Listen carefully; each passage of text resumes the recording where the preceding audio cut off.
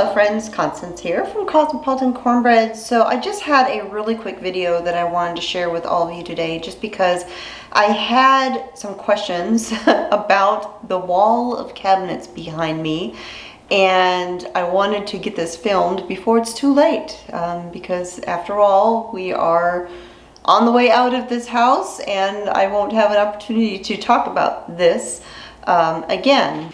But if you go back and you watch my video where I talked about all of the changes that I did to this kitchen from when we bought the property to what it looks like today, I talk about how, you know, our kitchen cabinets, the original ones, on the main part of the kitchen, how they were solid oak cabinets, really good quality cabinets, but they were in desperate need of being refinished because the finish on them was just completely ruined. And I have always liked bright white kitchens, and just painting everything bright in here made it so much lighter. It allows the sunlight that's coming in the windows to just bounce all around the room, and it's just so much brighter in here. And this being a smaller home and me being a food writer, food blogger and vlogger, I have a lot of dishes. I have prop dishes, you know, I have all these things for all of the cooking and all the stuff that I do. And so I decided to take this bare wall. This was the eat-in portion of our eat-in kitchen. And I went ahead and I added all of these cabinets on this end. Now, I didn't add deep cabinets because I didn't want to take up too much space out of the kitchen. But I did want to put lots of additional storage. And this wall of cabinets was made from very basic stock cabinets that I picked up at Lowe's here in Hartselle. These are common ones found at pretty much every Lowe's, might even be found in other stores as well, but just basic stock 2-door cabinets. The doors themselves were oak, but now the sides and all of that were not oak, unlike my original built-ins that were oak top to bottom, inside out. But these cabinets ran around, at the time, I want to say about $89 to $99, somewhere in there, per set. And so I have 6 sets all together, and so it was just under or right around $600 to do this entire wall of cabinets, as far as the cabinets themselves went. Now, I did go ahead and I painted them with the exact same paint as all of the other kitchen cabinets, so they did have that cohesiveness. However, because these are not the same cabinets, the doors aren't the exact same shape, I didn't want this to try and mirror what was over there, because them not being the same, it kind of would stand out a little bit, and they wouldn't seem like a match to me. And so I intentionally made them a little bit different by using different handles. So now I have the 6 sets of cabinets, and they're basically stacked one on top of the other, but they're not just sitting here, of course, because that would not be safe. They would not be stable.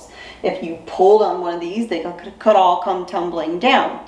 And so what we did very simply was, before we put any of these up here, we went ahead and we used a stud finder, and we found where all of the studs were in the wall, and we measured from this corner wall over here, from this side out, and we measured how far away from this wall each of those studs were, so that we could write that information down. And then that way, as we went through and we stacked these cabinets up against the wall, we were able to take a tape measure from this wall out, and we would know exactly where there was a stud in the wall behind these cabinets. And then we simply took screws and we screwed through the backs of the cabinets and into the studs.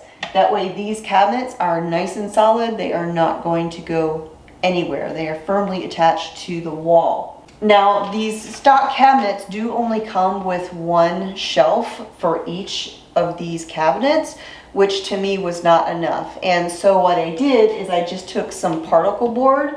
This is, I think, 3/4 inch particle board. I wanted some that was nice and sturdy. And I simply cut rectangles in the exact same size as the pre-existing shelves. And I bought the little shelf brackets that stick into the little holes so that I could add additional shelving in all of these cabinets if I wanted to. I didn't do it for every single cabinet, but I did for most of them.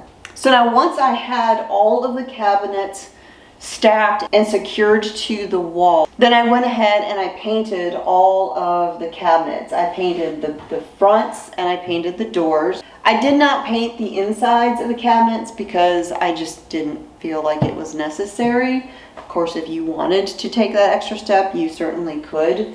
But I went ahead and I painted it. Now, once these were all stacked, I did want to kind of fill in the gaps, the cracks, to make it look more like one great big piece. The horizontal seams were very, very narrow, and most of them I was able to just paint over and you couldn't really see. Some of them I did take some simple caulk and caulk it in, made it nice and smooth, and then painted over it. But here in the center, in the vertical seam in between, the two sides, that space, that crack was a little more obvious. And so what I did is I just went to the hardware store. I just went and got a very small piece of flat trim and used my brad gun and just attached this over that seam and painted it all, and it just kind of camouflages that. Over in the corner where it meets the wall, I covered that seam with a piece of trim as well. It's kind of that concave sort of trim. I finished off the side with my faux shiplap treatment, the same treatment that I had done to the ceiling. I actually still had these were kind of leftover pieces from doing the ceiling, and so I thought this was just a great way to finish off the side. That way you wouldn't see that kind of cheap particle board sort of sides that are on these stock cabinets. I went ahead and I put just a little piece of trim on the front to cover the edges of this shiplap, and then I put another piece of that sort of concave trim at the wall over there. And then of course I painted everything with the same ultra white high gloss washable paint, cabinet paint that I did with the other cabinets. And then of course I finished them off with the green jadeite style handles. I absolutely love these handles. I love the sort of farmhousey, antique-y feel that these give to this wall of cabinets. And this is a lot of storage. Even though these are not deep cabinets, they only go in about 1 foot. This is a ton of extra storage in a space that would have just been a blank wall. And we still had plenty of room here underneath the light that I had made for a table. There's still a whole dining room out there that if we needed a big table to seat lots of people, we would be able to do that. This just added a ton of extra storage relatively inexpensively. But this is just a way that you can use stock cabinets and kind of doctor them up, fix them up, and make them look special. So I hope you find that helpful. I'd had several questions about these, and I finally got around to filming these almost at the very last minute. If you have any questions, just leave them in the comments down below.